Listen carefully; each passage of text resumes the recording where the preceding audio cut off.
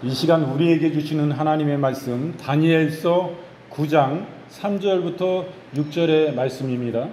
다 찾으실 줄 알고 3절부터 우리가 함께 읽겠습니다.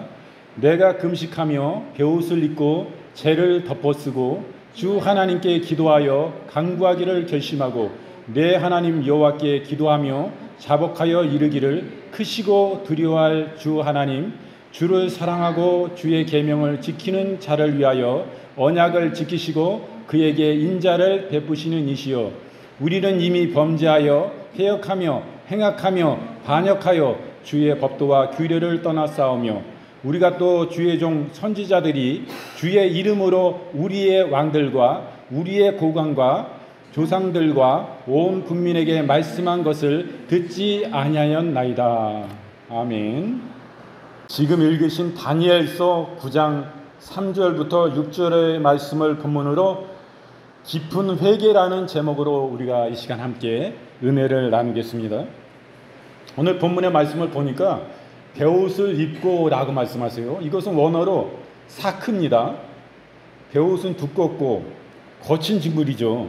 색깔이 어둡고 이 옛날 고대에는 주로 염소 털로 만들었어요. 주로 염소 털로 만들어졌는데 성경에서는 이 베옷을 입는 것은 애도하는 사람이 통회하는 마음을 잘 표현해 주고 있는 것입니다. 이 겉옷으로도 이것이 사용이 됐어요. 베옷은 회개와 자기 비하를 상징하는 것입니다. 다니엘은 에레미야의 서책을 통해서 예언된 70년의 의미를 깨닫고 민족의 구원을 위한 기도를 드리는 그 계기가 된 것입니다. 또 본문의 말씀을 보니까 재를 무릅쓰고 이렇게 말씀하세요. 이것은 원문으로 에페르라는 뜻입니다. 이것은 재를 뜻해요. 재. 에페르는 먼지를 뜻합니다. 아파르가 에피르는 재를 뜻하고 아파르는 비슷하죠. 먼지를 뜻합니다. 비슷한 소리를 갖고 있어요. 이것은 가치 없는 싫은 것, 고통, 수치, 회개, 하나님 앞에서의 겸손 등 여러 의미를 가지고 있습니다. 특히 재는 베옷과 함께 회개와 겸손을 나타냅니다. 금식과 함께 많이 사용됐어요. 또 본문의 말씀을 보니까 범죄하여 이렇게 말씀합니다. 이것은 원어로 하타누입니다. 하타누. 기본형인 하타는 길을 잃다, 범죄하다라는 뜻인데 간역이 빗나간다는 의미를 가지고 있습니다. 다니엘은 에레미야의 서책을 통해서 이제 포로 생활의 기한이 다 찬 것을 깨닫고 민족을 위해 기도드리며 하나님을 제대로 섬기지 못한 죄들을 회개하고 있는 것입니다. 다니엘은 민족의 현실을 자신과 결부하여 깊은 회개를 드렸어요.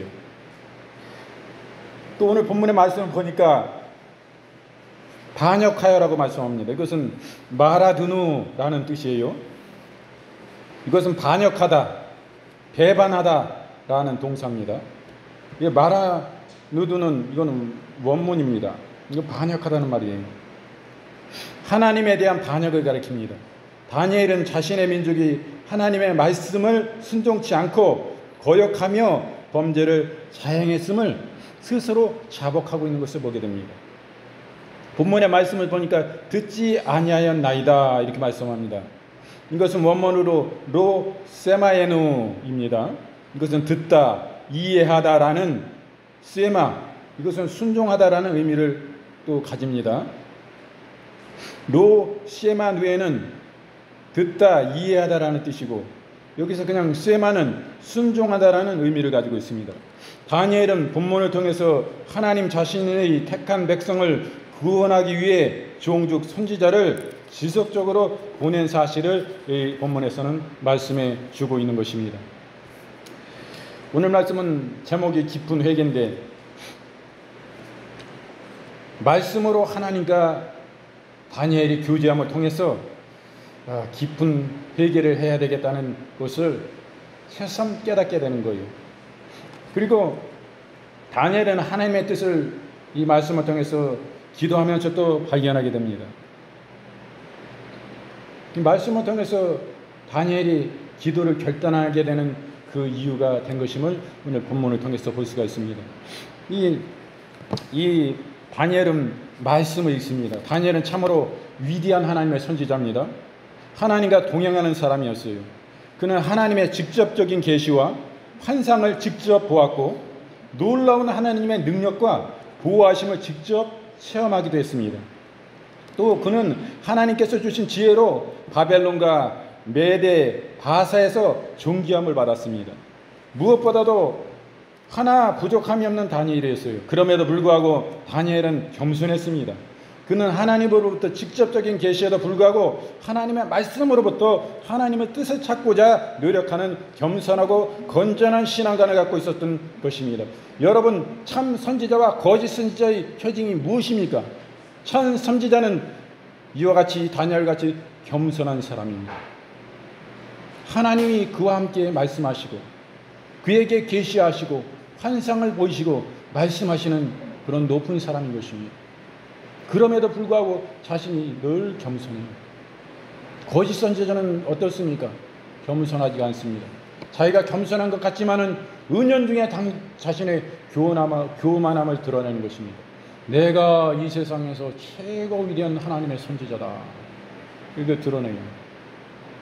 그래서 여러분, 우리가 하나님의 말씀을 가까이 하면 우리가 참 선지자를 많이 뵙게 돼요. 참 선지자의 행위와 삶은 어땠는가? 하나님 앞에 그렇고 백성 앞에 얼마나 진실하고 겸손했는가? 영혼들을 얼마나 섬겼는가? 라고 볼 때 진정한 섬김이 무엇인가? 라고 우리는 분별할 수 있는 것입니다. 하나님의 말씀을 통해서 우리는 분별할 수가 있어요. 그러나 하나님의 말씀을 모르면 어떻게 분별할 수가 있습니까? 그 거짓 선지자가 말하면 이 사람이 참 선지자인지 알고 그 거짓 선지자를 따라가는 것입니다. 그러므로 우리는 하나님의 말씀을 이 다니엘과 같이 늘 상고하고 늘 그 말씀으로 늘 말씀을 읽고 말씀을 안에서 깨달음을 성령께 구하고 그렇게 나아가는 삶을 살아야 되는 것입니다.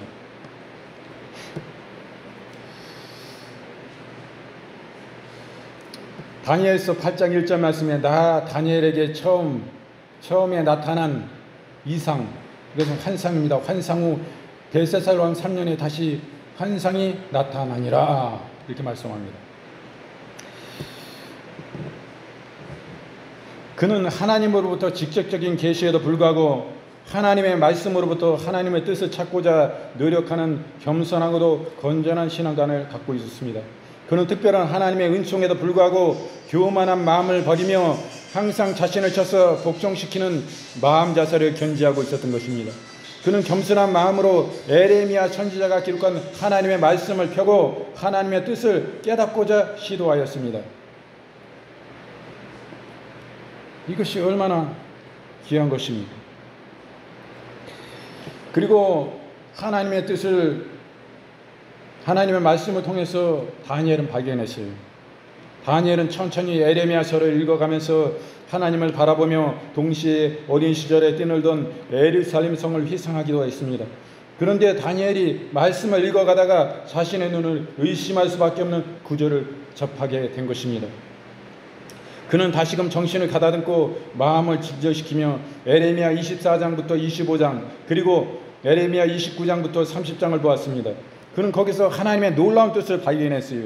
즉 유대 민족이 어찌하여 바벨론에서 포로로 잡혀왔는지 그 이유와 함께 70년이라는 정한 기간이 차면 본국으로 포로에서 귀환하여 회복되리라는 사실을 다니엘은 새삼 깨닫게 되었던 것입니다. 에레미야 25장 8절부터 9절 말씀에 그러므로 나 만군의 여호와가 이같이 말하노라 너희가 내 말을 듣지 아니하였은즉 보라 내가 보내어 북방 모든 민족 족속과 내종 바벨론 왕 느부갓네살을 불러다가 이 땅과 그 거민과 사방 모든 나라를 쳐서 진멸하여 그들로 놀램과 실속거리가 되게 하며 땅으로 영영한 황무지가 되게 할 것이니라. 이스라엘의 멸망의 원인에 대해서 이렇게 잘 말씀하고 있는 것입니다. 하나님의 말씀을 듣지 아니하고 이스라엘 백성이 가증한 일을 행함으로 인해서 우상 섬기고 하나님과 적대적인 그런 삶을 삶으로써 이런 재앙이 와서 그 나라가 큰 거대한 나라의 속국이 되고 다 포로로 끌려가서 그 나라가 황폐되고 황무지가 된 이 말씀이 그대로 이루어진 것입니다. 이 다니엘은 그러므로 이 말씀을 통해서 기도하기로 결단을 합니다. 다니엘은 마음이 뜨거워지기 시작했습니다. 비록 현재의 상황을 보아서는 유대 땅으로 돌아가는 것은 꿈같은 그런 일이었습니다. 그러나 하나님께서 약속하시고 예언하신 70년이라는 정한 기간이 얼마 남지 않았다는 것입니다. 그의 마음 가운데 커다란 소망과 평안이 자리 잡았습니다. 동시에 그는 유다가 포로로 잡혀오게 된 원인이 되었던 죄악들을 깊이 회개하고, 자기가 지은 죄도 아닌데 자기 조상들과 자기의 백성들이 지은 죄악을 대신 자복하고 하나님의 말씀 앞에 회개하고, 그런 것을 우리는 말씀을 통해서 보게 됩니다.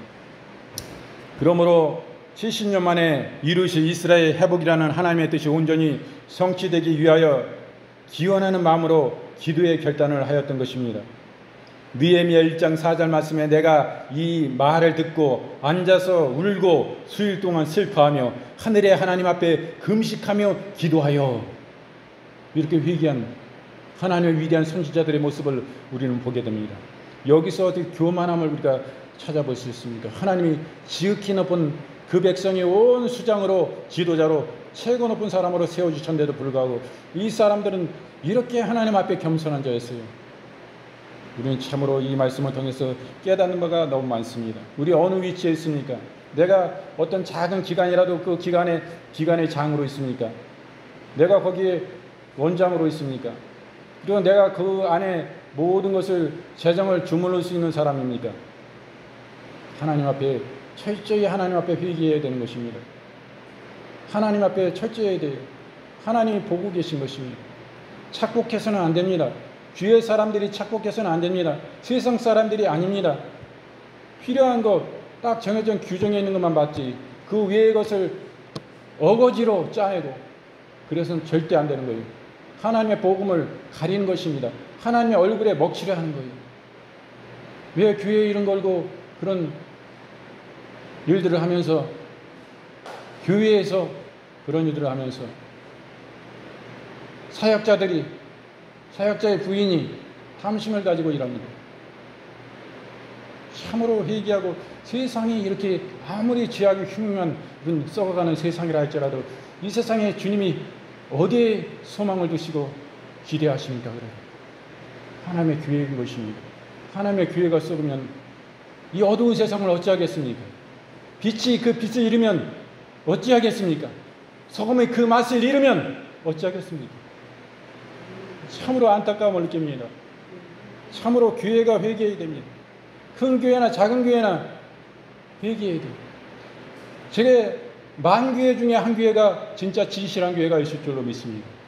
진짜 하나님의 영광을 위해서 탐심 갖지 않고 정직하게 하나님 보시기에 떳떳한 이런 온전한 사람이 있을 수 있다고 생각합니다. 그러나 대부분이 하나님 눈 감고 계십니까? 하나님 눈. 불꽃 같은 눈으로 바라보고 계시고 관찰하고 계신 것입니다.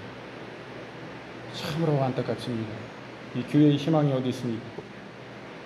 이런 거 볼 때 안타까움을 느껴요. 제가 지금 이거 시골에서 사역을 하고 있지만은 언제까지 이렇게 이곳에서만 이렇게 계속 이 자리에 머문다 할지라도 여기서 그냥 안주하고 있어서는 안 된다는 그런 깨달음을 하나님께서 기도할 때도 많은 그런 생각을 주셨습니다. 그래서 앞으로는 우리 교회가 축사와 치유 사역으로 이제 나아갈 것입니다. 제가 될 수 있으면 교회를 비우지 않고, 교회를 비우게 되면 아마 기도하라는 거예요.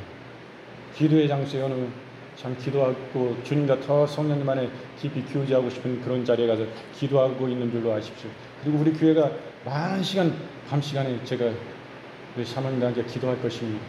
그래서 우리가 많은 사람들에게 진정한 축사가 필요하고 축기가 필요하고 어떤 귀신의 압제에서 우울증에서 어떤 정신적인 어려움 가운데 고통하는 영혼들을 위해서 기도해주고 또 많은 치유가 필요한 부치의 병들을 가지고 고통하는 영혼들과 수많은 암과 이름하여 쓴 고통과 장애로 어려워하는 영혼들을 위해서 이제는 그 영혼들을 섬기는 일을 위해서 우리가 나아갈 것입니다.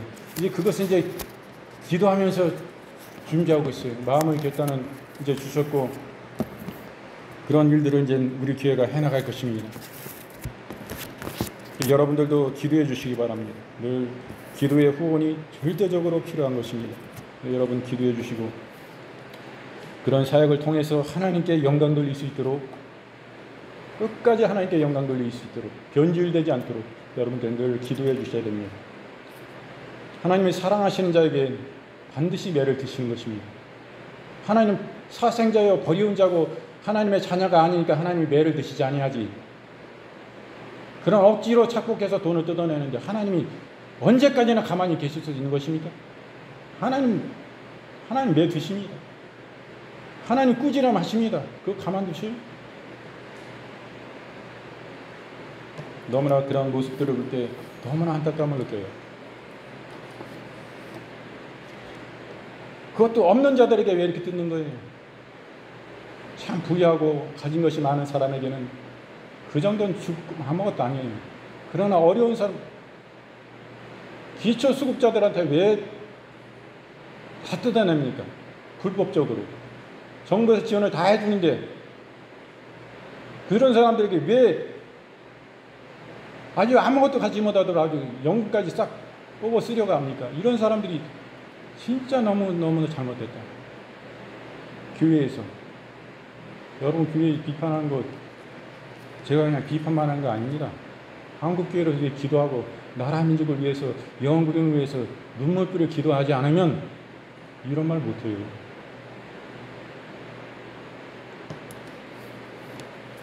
그래서 오늘 말씀을 통해서 다니엘은 깨닫습니다. 민족적인 죄악에 대한 인식을 갖습니다. 그리고 하나님의 의로우심에 대해서도 인식해요. 그리고 이 하나님의 약속 성취에 대해서 깊이 인식하게 된 것을 보게 됩니다. 이 다니엘은 그 에레미야서를 통해서 가장 먼저 유다의 이 말 민족적인 환난과 고통은 바로 백성들의 죄악에 근거하고 있음을 깨닫게 됩니다.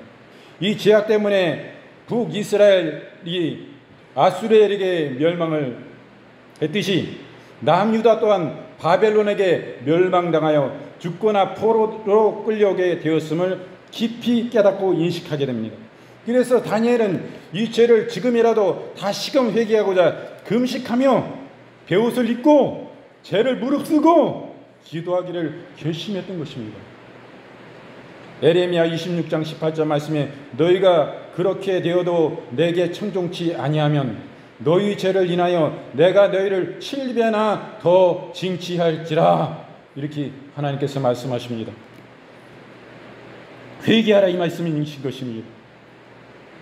욥기서 42장 6절 말씀에 그러므로 내가 스스로 화나고 티끌과 제 가운데서 회개하나이다. 이렇게 욥이 회개하는 모습을 봅니다. 다니엘은 유다 백성에게 죄에 대해 하나님께서 징계를 내리심을 그런 당연하다고 인정합니다. 동시에 이 징계가 고난 그 자체로 끝나버린 것이 아니라 새로운 하나님의 백성으로 거듭나기 위한 가장임을 그는 깨닫게 됩니다. 이런 하나님의 심판에 담긴 징계와 회복이라는 양면성에 대해서 말씀을 통해서 확인하게 된 다니엘은 너무나 감사할 수밖에 없었어요. 에레미야 1장 18절 말씀에 여호와는 의로우시도다. 내가 여호와의 명령을 거역하였도다. 너희 모든 백성들아 내 말을 듣고 내 근심을 볼지어다. 나의 처녀와 소년들이 사로잡혀 갔도다. 이 죄악으로 말미암아 소년들 뿐이에요. 온 나라 백성들이 다 노예로 붙잡혀간 거예요. 다니엘이 말씀을 상고하면서 지난 과거를 돌이켜볼 때에 어느 것 하나라도 하나님의 예언으로 벗어난 것은 없었습니다. 모든 역사가 하나님의 예언 그대로 성취되었던 것입니다. 그는 이 사실에 다시 한번 공모되었습니다. 70년 만의 회복이라는 실로 믿기지 않는 현실의 사건이 곧 성취되리라는 흥분감을 감출 수가 없었어요. 이때 다니엘이 가만히 앉아서 하나님의 약속을 성취되기만을 기다릴 수는 없었습니다. 그렇다고 약속의 성취에 대한 확신이 없었던 것이 아닙니다. 단지 다니엘은 이런 하나님의 크신 은혜 앞에 가만히 있다는 것이 너무나 죄스럽기 때문에 또한 준비된 마음에 기도를 결단했던 것입니다. 에스겔서 12장 25절 말씀에 나는 여호와라 내가 말하리니 내가 하는 말이 다시는 더디지 아니하고 응하리라 패역한 족수가 내가 너희 생전에 말하고 이루리라 나 주 여호와의 말이니라 하셨느니라. 무조건적인 예언의 성취에 대해서, 즉각적인 예언의 성취에 대해서 말씀하신 것을 우리는 보게 됩니다. 하나님의 말씀이 예언하시고 앞으로 이루어질 것에 대해서 말씀하시면 너무나 시간이 오래 걸리는 거예요. 내가 죽으리라 이렇게 하나님이 예언을 주셨는데 바로 죽는 게 아니라 한 달 있다 죽어요.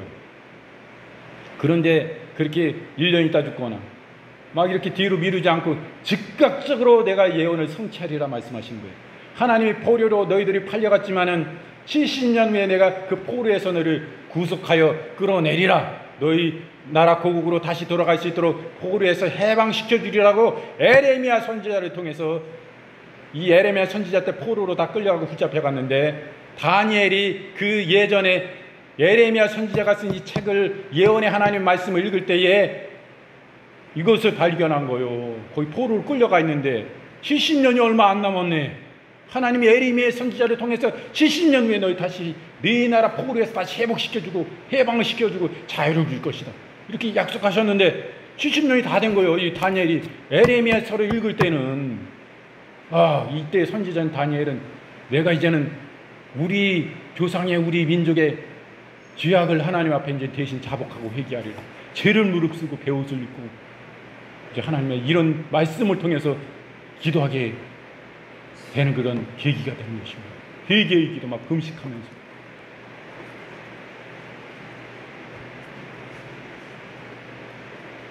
마태복음 1장 22절 말씀에 이 모든 일에 된 것은 주께서 선지자로 하신 말씀을 이루려 하심이니 가라사대. 하나님은 반드시 하나님 말씀하신 것을 성취하신다는 것을 말씀하시는 것입니다. 다니엘은 깊은 회개 기도를 합니다. 다니엘은 유다 백성들이 포로 생활을 하고 있는 이유는 백성들의 죄에 대한 징계임을 확신하게 되었습니다. 따라서 먼저 이 죄에 대한 고백이 있어야 민족적인 회복의 축복을 받을 수 있는 자격이 주어진다는 것을 믿었어요. 하나님이 70년 후에 해방시켜주고 자유함을 주신다 말씀하셨지만 우리가 이 하나님을 그 은혜로 말미암아 이 하나님 앞에 지은 제약이 이처럼 큰데 우리가 70년이 다 찼다 해서 우리가 하나님 앞에 자유함을 얻는 노예로부터 구속함을 받는 구원함을 입기에 우리 합당한 자격이 있냐 이렇게 논하는 거예요. 그렇기 때문에 우리가 회개해야 된다 이거요. 우리가 왜 이렇게 됐는데, 왜 여기 포로로 끌려왔는데, 우리의 죄악으로 말미암아 하나님의 말씀을 떠나서, 그렇기 때문에 우리 죄가로 인하여 우리가 이 고난을 받는 거 아니에요. 포로로 노예로 끌려와가지고. 우리가 이 70년 탔다고 그래서 하나님이 이렇게 말씀을 주신 은혜를 베푸시는데 우리가 받을 자격이 있냐? 우리가 자유함을 얻을 자격이 있냐 말이야. 우리가 이 죄악 덩어리는 그대로 가지고 있으면서 우리가 받을 자격이 있냐? 이 가운데 우리가 포로로 끌려와서 진정한 회개가 있었냐 이거. 회개 없었다 이거예요. 하나님 앞에 내가 잘못했고 그냥 살살 빌면 진심으로 빌면서 무릎으로 엎드려 부곡하여 죽을 죄인인데 어떻게 하면 죄를 용서받을 수, 이 한 번 해본 사람 있냐? 없다 이거요. 어떤 지도자들이 있었냐? 어느 선지자들이 없다. 이게 다니엘 때 와가지고 이제 지금 우리가 그나마 하나님 앞에 우리가 용서함을 받을 자격이라도 갖추자. 우리가 진심으로 진정으로 하나님 앞에 용서를 구하고 회개하고 제가 잘못했습니다. 제가 이런 큰 죄악을 죽을 죄악을 줬습니다. 용서해 주십시오. 이러기 위해서 회개의 필요성에 대해서 너무나 절실히 느끼고 다니엘 선지자가 이런 결단을 내리고 회개의 기도를 드리게 된 것은 너무나 귀중한 것입니다.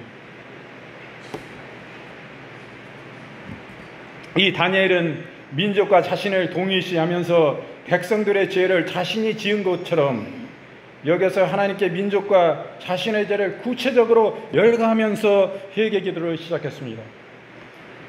에가서 3장 1절 말씀에 여호와의 노하신 매로 인하여 고난당한 자는 내로다. 이게 자기가 죄진 거 아닌데 자기 죄라고 이렇게 얘기합니다. 민족과 자신을 동일시하여서 이렇게 에레미야 선지자는 이렇게 애가서를 통해서 이렇게 그 에레미야 선지자 얼마나 눈물의 선지자요, 회개의 선지자요, 이거 봅니다. 에스겔서 18장 31절 말씀에 너희는 범한 모든 죄악을 버리고 마음과 영을 새롭게 할지어다. 이스라엘 족수가 너희가 어찌하여 죽고자 하느냐. 민족적인 회개를 여기서 권고하고 계신 것입니다. 하나님 앞에 회개하면 하나님이 살려주신다 이거요. 아니 잘못해가지고 그냥 엄마한테 매 맞는데 죽게 맞아도 그냥 잘못됐다는 소리 안 해. 엄마 제가 잘못해서 손 싹 제가 잘못해서 다시는 안 그럴게요. 안 그랬겠다. 이뤄야지. 한 대라도 덜 맞는 거예요. 엄마 마음이 다 진정이 되면서 그냥 용서하는 마음이 생기는 거예요. 근데 그냥 끝까지 그냥 회개고 뭐고 아니야 잘못됐다는 소 절대 안 해. 왜냐면 죽도록 막는 거지요. 안 죽는 때까지 맞는 거예요. 엄마 화 풀릴 때까지. 그 미련한 거, 여간 미련한 거 아니에요. 미련한 거예요. 진심으로 회개하면은 그냥 맞지도 않을 건데, 그냥 엄마가 용서해 줄 건데. 그러니까 똑같아요. 하나님과 우리라는 게 똑같아요. 미련해서 죄 짓고 맞는 거예요. 다니엘은 우선 백성들이 하나님의 종인 선지자의 말씀을 듣지 않음으로써 하나님을 무시하고 그분의 말씀을 청종하지 않는 죄악을 지적하는 것이에요. 그리고 고난 중에 있으면서도 하나님께 은혜와 도움을 요청하지 않은 백성들을 그 무지와 함께 그들의 삶 속에서 하나님의 뜻과는 동떨어지게 범죄하고 해역과 반역 등의 행악을 범하였음을 날카롭게 지적하면서 이를 하나님께 자백하는 마음으로 회개하였던 것을 우리는 보게 되는 것입니다. 다니엘서 9장 10절 말씀에 우리 하나님 여호와의 목소리를 청종치 아니하며 여호와께서 그 종 선지자에게 부탁하여 우리 앞에 세우신 율법을 행치 아니하였음이니라. 이렇게 말씀하세요. 시편 50편 15절 말씀에 환난 날에 나를 부르라. 내가 너를 건지리니 내가 나를 영화롭게 하리로다. 우리가요 고난 가운데 있으면은 가만히 기도도 안 하고 그렇게 있으면은 하나님을 무시하는 거예요. 우리가 그러한 처지에 있을 때 기도 안 하면 안 되는 겁니다. 환난 날에 하나님은 나를 찾으라 이렇게 말씀하시잖아요. 네 심령 가운데 내 이상 가운데 환난이 있냐? 전쟁 같은 마음이냐? 진짜 찢어지는 마음이냐? 하나님 그럴 때 나를 불어라. 나를 불어. 나를 불어.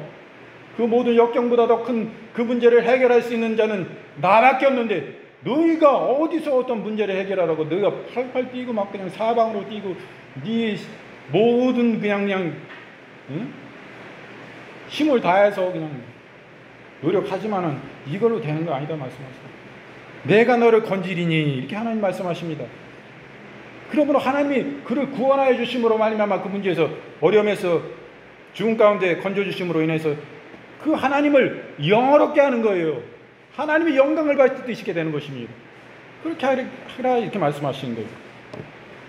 그래서 다니엘은 하나님의 자비를 구합니다. 다니엘은 이와 같이 죄악들을 고백하면서 그럼에도 불구하고 자기 백성에게 긍휼과 자비를 베푸시는 일을 하나님께 잊으시지 않기를 확신하며 강구했던 것입니다. 그는 하나님의 인애하심과 인자하신 사랑에 확신 있는 믿음을 갖고 있었던 것입니다. 참으로 위대한 신앙의 결단 있는 귀한 기도를 다니엘은 백성들을 대신하여 하나님께 올렸던 것을 우리는 보게 되는 것입니다. 다니엘서 9장 9절 말씀에 주 우리 하나님께서는 긍휼과 사유하심이 있사오니 이는 우리가 주께 패역하여 싸움이며 이렇게 우리의 죄악을 주님 앞에 패역한 죄악을 용서를 구하고 주님 앞에 진정으로 구할 때에 우리 하나님은 우리를 너무나 긍휼히 여기시고 불쌍히 여겨주심으로 그 죄를 사하여 주신다 이렇게 말씀하시는 거예요. 하나님은 얼마나 자비가 많으시고 사랑이 많으신 하나님인지 모릅니다. 그러므로 우리가 진정으로 우리의 마음을 우리의 죄악을 고백할 때 하나님은 벌써 불쌍한 마음이 드는 거예요. 아이고 저것이 그 죄 짓고 용서 구하는데 얼마나 애처롭고 불쌍한지 몰라. 저걸 어떻게 하면 도와줄까? 저걸 어떻게 하면 회복시켜줄까? 저걸 어떻게 하면 저걸 치유해줄까? 저거 행복을 느끼고 담대하게 기쁨으로 인생을 살 수 있을까? 하나님은 그런 좋으신 하나님이에요. 불쌍히 여기는 마음을 갖고 계신 거예요. 미련한 인생이 그냥 그 입을 열어가지고 진정으로 그냥 회개만 하면 되는데 회개를 안 해요. 또 하나님이 도와줄 수 있는데 하나님께 도움도 안 청해. 이런 거 지금 오늘 말씀하시는데 우리에게 교훈하시는 부분이 너무 많습니다. 오늘 말씀은 깊은 회개에 대한 말씀인데 그 다니엘은 말씀으로 하나님과 교제하는 것을 봅니다. 그래서 다니엘은 에레미야 선지자가 쓴 에레미야서를 읽었습니다. 다니엘은 그 속에서 하나님의 참뜻을 발견하게 돼요. 그래서 다니엘은 회개의 기도를 결단하기로 그렇게 생각가지고 실제적으로 그렇게 결단하고 그렇게 나아갑니다. 그리고 말씀을 통해서 다니엘은 많은 깨달음을 받습니다. 그리고 민족에 대한 죄를 인식해요. 왜 여기에 포로 끌려왔는가? 그러므로 하나님의 의로우심을 또한 알고 그 앞에 철저히 진심으로 자기가 죄진 것도 아닌데 자기 조상들, 자기 백성들이 지은 죄악을 대신 회개함으로 죄를 베옷을 입고 죄를 뒤집어 쓰고 그 수치 모습을 가지고 하나님 앞에 수치스러움도 인식하지 아니하고 하나님 앞에 이와 같은 그 죄인임을 회개하며 주님 앞에 진실함으로 나아가는 그런 의로우신 하나님을 인식하는 모습을 봅니다. 그리고 이로 말미암아 이 말씀을 통해서 하나님의 약속의 성취가 곧 다가옴을 알고 있어요. 그리고 말미암아 그 죄악 가운데서 70년 동안 있다가 이제는 주님이 참된 해방을 주시고 자유를 주시고 그 나라 가운데 다시 돌려보내시는 그런 뜻이 계심을 알게 됩니다. 그리고 다니엘은 깊은 회개 기도를 하게 됩니다. 회개 기도를 시작합니다. 그리고 이스라엘의 죄악을 고백합니다. 그러한 가운데서 진정한 하나님의 자비를 간절히 간구하는 모습을 봅니다. 이제는 하나님이 우리 구원해 주셔도 이제 명분이 생겼어요. 우리 조명분 집사님 계신데 명분이 생겼어요. 이제. 야, 하나님의 전적인 은혜로 이제는 뭐 우리가 이렇게 회개 안 해도 하나님은 70년 후에 이 노예되고 포로돼서 붙잡혀 끌려와서 고난받는 우리를 다시 우리의 눈물을 닦아주시고 자유를 주셔서 우리 거기에서 건져주시고 우리의 나라로 고국으로 다시 보내주신다는 약속하셨는데 그와 같이 성취되고 하나님의 예언이 이루어질 것인데 진짜 이 다니엘은 위대한 하나님의 선지자예요. 하나님 앞에 더 떳떳한 거예요. 이렇게 회개하고 진실로 진정으로 회개하니까 하나님이 얼마나 불쌍히 여기고 긍휼히 여기시겠어요. 네가 회개하기를 내가 얼마나 원했니. 물론 하나님은 그냥 그렇지 않아도 그냥 주시겠지만은 해방을 자유로 주시겠지만은 그거 아니잖아요. 하나님의 마음은 그래도 마음에 서운함이 안 계실까요? 하나님이라고요? 서운해. 저것들이 그냥 저렇게 죄져가지고 나한테 잘못해서 저런 매를 들어서 매 맞고 있어도 왜 맞는 거 깨닫지도 못하고 회개치를 합니다. 얼마나 하나님이 이 용서해 주시면서 그냥 해방 주시면서도 마음이 그냥 껄끄럽겠어요. 근데 이렇게 진실로 회개하고 신정죄하고 줬습니다. 죄민족의 큰 죄를 아버지 용서해 주시고 진정으로 이렇게 하나님 앞에 구하고 나오고 명분이 생긴 거예요. 하나님도 마음이 시원해요.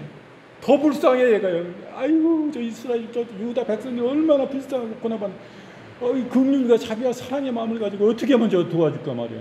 저 나라가 이제 세워지니까 내가 어떻게 도와줄까. 그게 뭐 농사져가지고 다시 일어나야 되니까 하나님이 알맞게 빌어주시고 기운도 다 좋게 해주시고 모든 것이 다 협력해서 다 선을 이루고 하나님의 영광에 이루고 풍요를 주시고 복을 주시고 모든 게 잘되게 해주시고 하나님 모든 거 보살펴 주실 거 아니에요. 지켜주실 거 아니에요. 참 이런 그러므로 말미암아 이 참된 이 기쁜 회개가 얼마나 귀중하고 소중한 것인지 오늘 말씀을 통해서 우리가 함께 이렇게 나누게 되었습니다. 오늘 말씀은 모두 마치고요.